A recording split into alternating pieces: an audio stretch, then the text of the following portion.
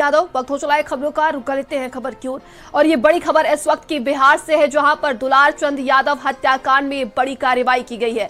JDU उम्मीदवार अनंत सिंह को गिरफ्तार कर लिया गया। और देखिए, बाढ़ के वेड़ना गांव से अनंत की गिरफ्तारी हुई है। दो सहयोगी मणिकांत और रंजीत राम भी इसमें गिरफ्तार हुए हैं। गिरफ्तारी के बाद अनंत को पटना लाया गया है। आज अनंत सिंह की मजिस्ट्रेट के सामने पेशी है। 30 अक्टूबर को हुई थी दुलार चंद यादव की हत्या। तो पटना के एसएसपी कार्तिकेय शर्मा का ये बड़ा बयान भी सामने आया। घटना के वक्त मौजूद थे अनंत सिंह वहां पर मौजूद थे। एसएसपी की तरफ से ये कहा गया, मामले में मुख्य आरोपी है अनंत सिंह। एसएसपी की तरफ से देखिए, ये बड़ा बयान दिया गया है। 3 आरोपियों को गिरफ्तार किया गया है और आरोपियों ने आत्मसमर्पण नहीं किया है। एसएसपी की तरफ से ये तमाम बड़े बयान दिए गए हैं। अन्य आरोपियों की तलाश जारी है।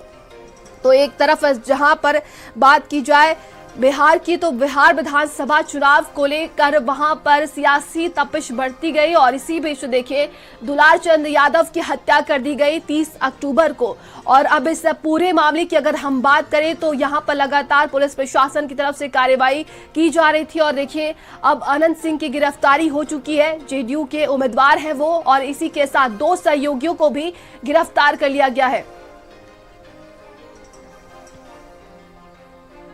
में जो वहाँ पे मोकामा विधानसभा के जो 2 कैंडिडेट थे, उनके वक्त आमने सामने आ गए थे और उनके बीच में पत्थरबाजी घटना हुई थी, जिसमें एक व्यक्ति का शव बरामद हुआ था। इसमें कई कांड दर्ज किए गए थे। जो ये हत्या का मामला आया था, उसमें आज 3 गिरफ्तारियाँ की गई।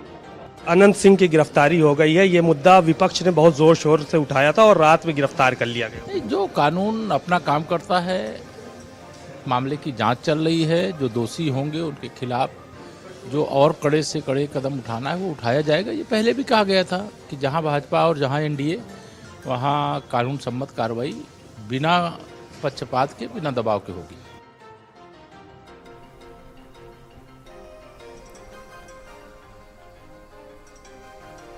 तो आपको बता दें कि दुलार चंद यादव हत्याकांड को लेकर देखिए, अनंत सिंह की गिरफ्तारी हो चुकी है और 2 और अन्य सहयोगी की भी गिरफ्तारी हुई है, जिसमें और लोगों की अब तलाश की जा रही है। वही बता दें कि 30 अक्टूबर को मोकामा में इस वारदात को अंजाम दिया गया था। और संवाददाता सिमाब हमारे साथ जुड़ गए हैं। सिमाब, एक तरफ सियासी तपिश और देखिए, अब बताया जा रहा है कि जेडीयू उम्मीदवार अनंत सिंह को गिरफ्तार कर लिया गया है। और आगे की क्या कार्रवाई की जाएगी अब? देखिए, बिल्कुल जाहिर है कि हत्या में मुकदमे में नाम अनंत सिंह का आया था, दुलार चंद यादव की। और उसी के चलते विपक्ष, पूरा समूचा विपक्ष जो है वो सरकार पे सवाल खड़ा कर रहा था, क्योंकि अनंत सिंह की जो पत्नी है वो यहाँ से, अनंत सिंह जो है वो विधायकी के कैंडिडेट हैं मकोमा से। और वहाँ पर जो है वो तमाम चीज़ें देखने को मिल रही थी। बाहुबली होने के साथ साथ अनंत सिंह का अपना एक अंदाज रहा है। अनंत सिंह पुराने माफियाओं में गिने जाते हैं यहाँ के। और जो ये हत्या हुई दुलार चंद यादव की, वो गाड़ी पास करने को लेकर हुई और उसमें विवाद बढ़ा था। और उसके बाद फिर दुलार चंद यादव की हत्या कर दी गई। तो कुल मिलाकर जब दबाव विपक्ष का ज्यादा बना तो सरकार को एक्शन मोड पे आना पड़ा। और अनंत सिंह की गिरफ्तारी देर रात हुई है। आज उनको कोर्ट में पेश किया जाएगा और उसके बाद वहां से वो जेल भेजे जाएंगे। 3 लोगों की गिरफ्तारियां हुई हैं, जिनके नाम पुलिस ने छानबीन में निकाले थे और अनंत सिंह मुख्य आरोपी हैं।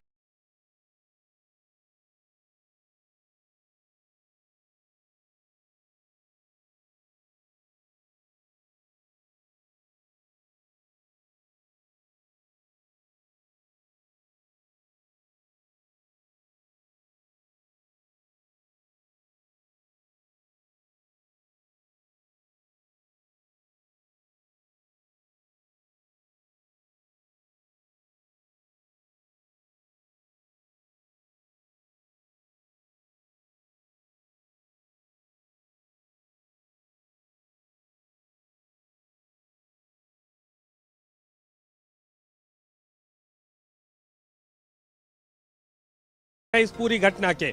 यही वजह है कि अनंत सिंह की गिरफ्तारी की गई है, क्योंकि सुशासन बाबू के नाम से नीतीश कुमार को जाना जाता है जी। और इस तरह से हत्या हो जाना कहीं ना कहीं सरकार पर सवालिया निशान लगा रहा था। और जो सरकार के तमाम लोग थे वो इस बात को कह रहे थे कि जो भी इसमें दोषी होगा उस पर कार्रवाई होगी। चुनाव का समय है, ऐसे में सरकार अपनी छवि भी बचाना चाहती है। सरकार चाहती है कि किसी तरह की कोई दिक्कत ना होने पाए, चुनाव न प्रभावित होने पाए, क्योंकि दुलार चंद यादव जो है वो प्रशांत किशोर की पार्टी के प्रचार कर रहे थे, कैंडिडेट का प्रचार कर रहे थे। और ऐसे में जो ये घटना हुई है उसके बाद समूचा विपक्ष उन पर जो है वो टूट पड़ा है। बिल्कुल समाप्त कहा जा सकता है कि एक तरफ ये सियासी जंग भी है और लगातार इसको लेकर देखिए विपक्ष की तरफ से कई सवाल उठाए जा रहे हैं। वहीं जेडीयू उम्मीदवार की बात की जाए जो कि अनंत सिंह, एसएसपी की तरफ से कहा गया है कि वो मुख्य आरोपी है इसमें। क्या लगता है आगे का क्या कुछ यहाँ पर समीकरण अब बैठ रहा है जिस सीट को लेकर ये वर्चस्व की जंग देखी जा रही थी और जिस तरीके से इस हत्याकांड में अब उनका नाम सामने आया है?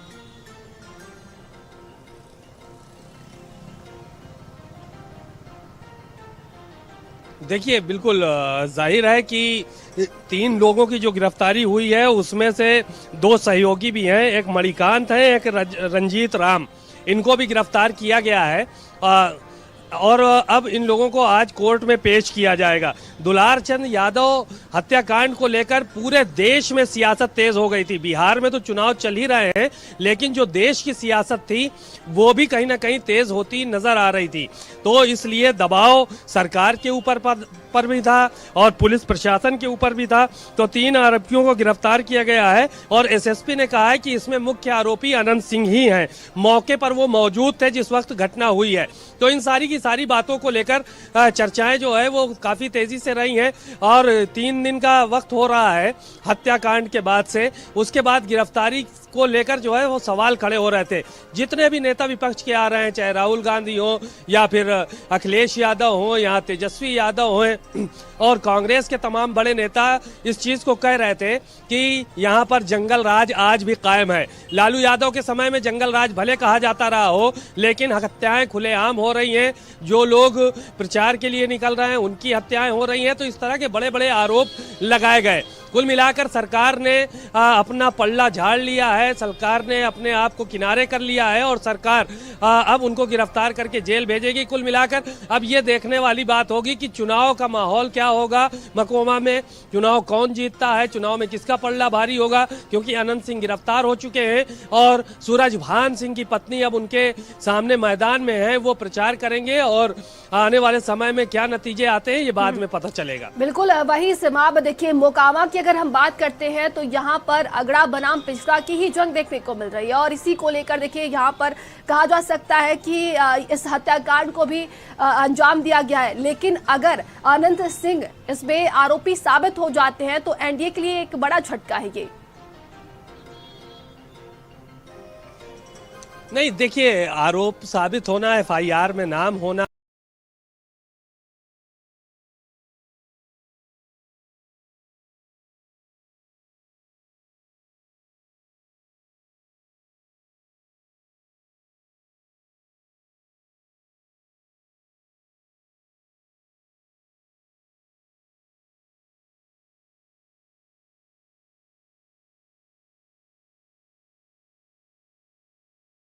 ये दोनों चीजें अलग अलग हैं। जब तक कोर्ट किसी भी मामले में किसी को दोष सिद्ध नहीं कर देता है तब तक वो व्यक्ति चुनाव भी लड़ सकता है, जेल में रह के चुनाव लड़ सकता है। और ये अभी एफआईआर हुई है, उसकी विवेचना होगी, चार्जशीट लगेगी, फिर मुकदमा चलेगा, मुकदमा चलने के बाद फिर कहीं फैसला आएगा। तो ये एक लंबा प्रोसेस है। इस बीच चुनाव भी संपन्न होंगे और ये पहला मौका नहीं है कि अनंत सिंह पर पहली बार हत्या का आरोप लगा हो। अनंत सिंह के ऊपर और भी हत्या के आरोप पहले भी लग चुके हैं। अनंत सिंह का शुमार बिहार के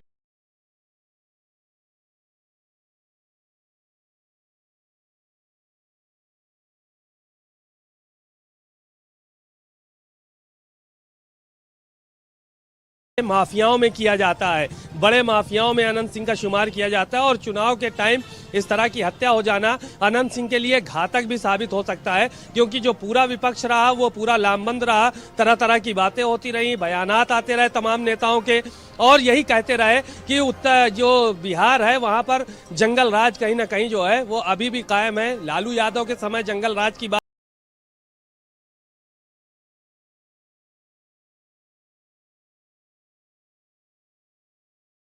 कही जाती थी, लेकिन नीतीश राज में भी लोग सुरक्षित नहीं है। बाहुबलियों का राज चल रहा है और जिसकी जो पा रहा है वो हत्या करे दे रहा है। तो कुल मिलाकर जो है वो चीजें अब और निकलकर सामने आएंगी, जांच होंगी तो पता चलेगी कि किस किस तरह से क्या क्या घटना क्रम हुआ है। अनंत सिंह को पुलिस लाइन में रखा गया और यहां से कोर्ट में सरेंडर पेश किया जाएगा और उसके बाद उनको जेल भेजा जाएगा। जी, प्रशासन की तरफ से क्या कोई और बयान सामने आया इस पूरे मामले को लेकर? अभी और कितने लोगों की तलाश की जा रही है? देखिए, जाहिर है कि प्रशासन की तरफ से जो बयान आए हैं उसमें 3 लोगों की गिरफ्तारी की बात कही गई है। एसएसपी ने खुद मीडिया में आके इस बात को कहा कि अनंत सिंह के साथ साथ 2 लोग और थे, जो जिसमें मणिकांत और रंजीत राम, ये 2 नाम और शामिल थे और इनको तीनों को गिरफ्तार कर दिया गया है। 30 अक्टूबर को ये हत्या हुई थी दुलारचंद यादव की। उसके बाद से जो सियासी सरगर्मियां थी वो तेज हो गई थी। प्रशासन इस सब चीज़ों को ये लेकर यही कह रहा था कि अभी जांच हो रही है, जांच में और जो भी लोग दोषी पाए जाएंगे उनके ऊपर कार्रवाई की जाएगी। तो कुल मिलाकर जांच तो हो ही रही है, जांच में क्या चीज़ें निकलकर सामने आती हैं, जांच में क्या कुछ होता है, तो ये अपने आप में एक बड़ा सवाल है, क्योंकि वहाँ पर भारी भीड़ भी थी। कौन कौन लोग उसमें शामिल थे? 3 लोगों की गिरफ्तारी हुई है, मुख्य आरोपी अनंत सिंह है। तो अब ऐसे में सरकार निष्पक्ष कार्रवाई करे, इसको लेकर जो है वो कार्रवाई की मांग विपक्ष की गिरफ्तारी हुई है जो रात। देखिए, ये तो होना ही था, ये तो स्पष्ट था। जिस प्रकार से घटना हुई है, अंजाम दिया गया है, तो ये तो होना ही था। लेकिन प्रधानमंत्री जी आज आ रहे हैं। आज भी देखिए, बिहार में, रोहतास में, आरा में पिता पुत्र की हत्या कर दी गई। लगातार जो है महाजंगल राज की स्थिति बिहार में बनी हुई है। कोई ऐसा दिन नहीं बिहार में जहां गोलियां ना चल रही हो।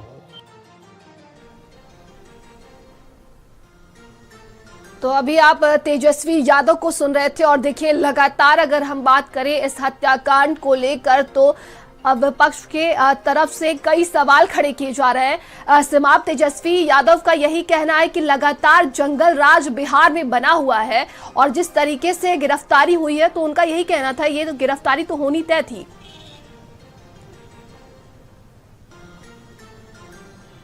देखिए, जाहिर है कि गिरफ्तारी को लेकर सवाल इस बात को लेकर भी खड़े हो रहे हैं कि लोग जो है वो इस बात के लिए कह रहे थे कि प्रधानमंत्री आ रहे हैं, अब प्रधानमंत्री अपने स्पीच में क्या कहेंगे, प्रधानमंत्री से तमाम लोग तमाम सवाल खड़े करेंगे। तो इस बात को लेकर अब विपक्ष इस मुद्दे पर आ गया है कि प्रधानमंत्री चूंकि आ रहे हैं तो इसलिए गिरफ्तारी की गई है। प्रधानमंत्री को स्पीच देना है, मंच से भाषण देना है, ऐसे में तमाम सवालात, क्योंकि सुशासन की बात बिहार में होती है, विकास की बात बिहार में होती है, तो ये सारी की सारी चीजें जो है वो बातें होती हैं चुनाव के दौरान। अब ऐसे में सुशासन की अगर बात होगी और दुलारचंद यादव की हत्या का मामला सामने आएगा तो जाहिर है कहीं ना कहीं सरकार को बैकफुट पे जाना पड़ेगा। इस लिहाज से विपक्ष अब इस बात को कह रहा है कि यही वजह है कि गिरफ्तारी जो है वो की गई है चूंकि प्रधानमंत्री को आना है। हालांकि इससे पहले भी जो नेता थे भारतीय जनता पार्टी के, वो इस बात को लगातार कह रहे थे कि जो भी इसमें दोषी होगा उसको बख्शा नहीं जाएगा। डिप्टी सीएम केशव प्रसाद मौर्य ने भी इस बात का जिक्र किया और तमाम नेता इस बात का जिक्र लगातार कर रहे हैं। बिल्कुल सिमाप कहा जा सकता है कि लेकिन जिस तरीके से अगर हम बिहार की राजनीति की बात करते हैं और वहां पर देखिए विपक्ष की तरफ से जैसा कि आपने भी बताया कई सवाल उठाए जा रहे हैं, लेकिन अब इस पूरे हत्याकांड को लेकर और आज देखिए पीएम खुद वहां पर पहुंच रहे हैं, किस तरह की आगे की अगर हम राजनीतिक बात करें तो क्या लगता है, क्या कुछ यहाँ पर समीकरण बैठ रहा है, क्या कुछ कहा जा सकता है इसको लेकर? देखिए, यहाँ पे जो हत्या हुई है जिस जगह पे मकोमा में, वहाँ पर दो जातियों के लोग जो है वो बड़ी संख्या में रहते हैं। अनंत सिंह की जाति के लोग यानी भूमिहार, और दूसरा यादव जाति के लोग। तो ये लोग जो है वो रहते हैं। अब ऐसे में जिनकी हत्या हुई है दुलार चंद यादव की, उनको लेकर जो है वो विपक्ष मजबूती के साथ स्टैंड कर रहा है। भूमिहार उसके रिएक्शन में है। तो जाति समीकरण इस तरह का जो है वो बन रहा है। फुटकर वोटों पर भी लोगों की निगाहें हैं, जो पिछड़े वोट हैं, जो दलित वोट हैं, जो अति पिछड़े वोट हैं, उस पर भी निगाहें लोगों की हैं। तो बिहार की जो मकोमा सीट है वहाँ पर जो समीकरण बन रहे हैं वो अब गिरफ्तारी के बाद दूसरे तरह के समीकरण जो है वो बनेंगे। सूरज भान और उनकी पत्नी स्वतंत्र हैं, चुनावी मैदान में हैं। अनंत सिंह की गिरफ्तारी हो चुकी है। ऐसे में चुनाव तो कहीं ना कहीं प्रभावित होगा ही, और यही वजह है कि अब चुनाव प्रचार में और भी नेता जो है वो तेजी लाने जा रहे हैं, और भी नेता तेजी लाएंगे, और जगह जगह से लोग यहाँ पर पहुंच भी रहे हैं प्रचार करने के लिए। तमाम जानकारी के लिए आपका बहुत बहुत धन्यवाद। तो इस पूरे हत्याकांड की बात की जाए तो देखिए, आधे रात अनंत सिंह को गिरफ्तार किया गया है। चलिए आगे बढ़ते हैं। वहीं मुजफ्फरनगर में हत्या की वारदात सामने आई। मुजफ्फरनगर में युवक की हत्या कर दी गई है। युवक का शव मिलने से सनसनी मच गई है। गन्ने के खेत में युवक का शव मिला है। युवक की हत्या कर शव को फेंका गया। ककरौली के जौली रोड पर यह शव मिला है। तो बताया जा रहा है कि युवक की हत्या की गई है, और देखिए आसपास के लोगों में हड़कंप मच गया। पूरे इलाके में सनसनी मच गई है। ये खबर मुजफ्फरनगर से सामने आ रही है। हत्या की वारदात को यहां पर अंजाम दिया गया है और युवक की हत्या कर दी गई है। तो गन्ने के खेत में युवक का शव मिला है। पुलिस मौके पर पहुंची है। इस पूरे मामले की जांच पड़ताल की जा रही है। ककरौली के जौली रोड पर यह शव मिला है। तो मुजफ्फरनगर में इस हत्या की वारदात को अंजाम दिया गया। देखिए पुलिस की टीम भी मौके पर पहुंची है। गन्ने के खेत में ये शव मिला है, और संवाददाता सचिन हमारे साथ जुड़ गए हैं। सचिन, क्या कुछ अपडेट है इस हत्याकांड को लेकर? देखिए नंदिनी, ये मामला ककरौली थाना इलाके के जोली रोड पड़ती है उनके जंगलों का है, जहां पुलिस को एक शव गन्ने के खेत में पड़े होने की सूचना मिली। मौके पर जैसे ही पुलिस पहुंची तो जांच पड़ताल की गई। ये शव 28 वर्षीय सोनू उर्फ गौरव का मिला है, जो ककरौली थाना क्षेत्र के फिरोजपुर एक गांव पड़ता है, वहीं का निवासी है। और इस युवक के सर पर और चेहरे पर गंभीर चोटों के निशान पुलिस को मिले हैं। फिलहाल पुलिस ने परिवार की तहरीर के आधार पर हत्या का मुकदमा दर्ज कर लिया है, और जो इस मामले में कानूनी कार्रवाई है वो पुलिस ने शुरू कर दी है, शव को पोस्टमार्टम के लिए भेजकर। फिलहाल अभी ये नहीं कहा जा सकता कि हत्यारे कौन थे, लेकिन पुलिस सभी पहलुओं पर हत्या के मामले की इस पर जांच पड़ताल कर रही है। जी, तमाम जानकारी के लिए आपका बहुत बहुत धन्यवाद। पुलिस की टीम अब पूरे हत्याकांड की जांच पड़ताल कर रही है। देखिए, युवक की हत्या कर गन्ने के खेत में शव को फेंक दिया गया था। वहीं आसपास के लोगों में हड़कंप मच गया। पुलिस को सूचना दी गई। टीम मौके पर पहुंची है।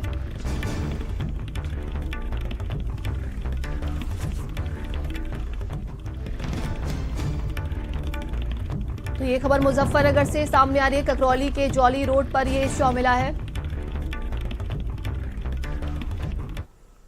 आगे बढ़ते हैं। वही देखिए, महिला वनडे विश्व कप का फाइनल मैच है आज। भारत दक्षिण अफ्रीका के बीच ये खिताबी जंग होगा। भारत दक्षिण अफ्रीका के बीच फाइनल मैच खेला जाएगा। महिला वनडे विश्व कप को मिलेगा नया चैंपियन। हरमन जेमिमा मंथाना की बल्लेबाजी पर सबकी नजरें रहेंगी। मुंबई के टीवाई पाटिल स्टेडियम में आज फाइनल मैच होगा। दोपहर के 3 बजे ये शुरू होगा खिताबी मुकाबला।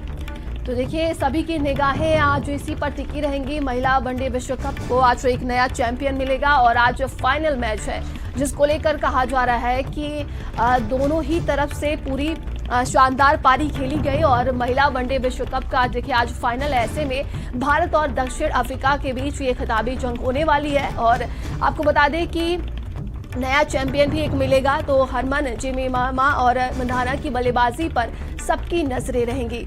तो मुंबई के डीवाई पाटिल स्टेडियम में ये फाइनल मैच होने वाला है। तो आज टीम इंडिया की बेटियां उस मुकाम पर खड़ी है जहां पर कहा जा सकता है कि भारत एक नया इतिहास रच सकता है, और वर्ल्ड कप के फाइनल में हरमनप्रीत की अगुवाई में भारत देखिए आज ये फाइनल मैच खेलेगा। तो दोपहर के 3 बजे मैच शुरू होगा, और ये खिताबी मुकाबला देखने को मिलेगा।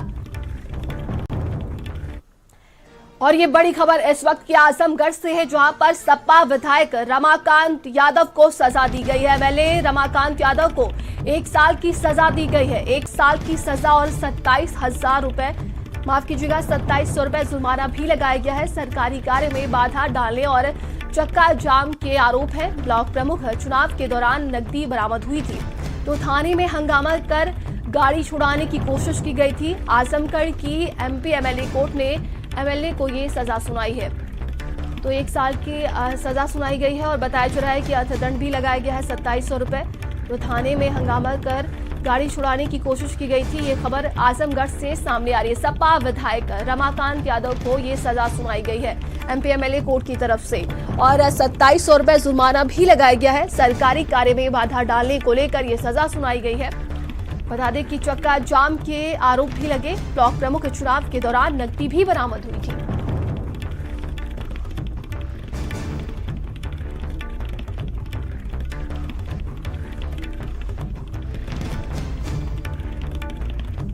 तो ब्लॉक प्रमुख चुनाव के दौरान नकदी बरामद हुई थी और एमपी एमएलए कोर्ट की तरफ से ये सजा सुनाई गई है। खबर लखनऊ से, जहां पर देखिए डिप्टी सीएम केशव प्रसाद मौर्य का बिहार दौरा है। आज केशव प्रसाद मौर्य बिहार में चुनाव प्रचार प्रसार करेंगे। 10:50 पर नरकटियागंज विधानसभा में जनसभा को संबोधित करने वाले हैं और इसके बाद 12:05 पर बेतिया विधानसभा में जनसभा को संबोधित करेंगे और 1:40 पर नौतन विधानसभा में जनसभा को संबोधित करने वाले हैं। वहीं 3 बजे के करीब रघुनाथपुर विधानसभा में जनता को संबोधित करेंगे। तो बिहार विधानसभा चुनाव को लेकर एनडीए की तरफ से जमकर प्रचार प्रसार किया जा रहा है। ऐसे में देखा जा रहा है कि उत्तर प्रदेश की अगर हम बात करें तो कई दिग्गज नेता वहां पर जमकर पहुंचकर लगातार प्रचार प्रसार कर रहे हैं एनडीए के उम्मीदवारों के लिए। और आज देखिए डिप्टी सीएम केशव प्रसाद मौर्य पहुंचेंगे, जहां पर कई जनसभाओं को संबोधित करने वाले हैं। इसके पहले की बात करें तो मुख्यमंत्री योगी आदित्यनाथ भी बिहार में जनता को संबोधित कर चुके हैं और इस दौरान देखा गया था कि वो जमकर विपक्ष को घेरते हुए नजर आए थे। तो आज डिप्टी सीएम भी यहां पर पहुंच रहे हैं और किस तरीके से विपक्ष को घेरते हैं ये देखने वाली बात होगी। वहीं एनडीए की तरफ की अगर हम बात करें तो लगातार देखिए बिहार विधानसभा के चुनाव को लेकर यहां पर पूरी तरीके से ताकत झोंकी जा रही है और कई दिग्गज यहां पर पहुंच रहे हैं प्रचार प्रसार के लिए। तो आज डिप्टी सीएम केशव प्रसाद मौर्य भी पहुंचेंगे, जनसभा को संबोधित करेंगे।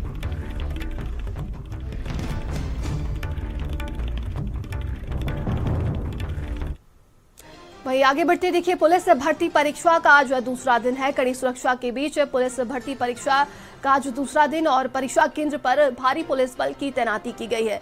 गेट पर प्रवेश से पहले अभ्यर्थियों की सघन जांच हो रही है। इलेक्ट्रॉनिक गैजेट्स परीक्षा केंद्रों पर पूरी तरीके से बैन है।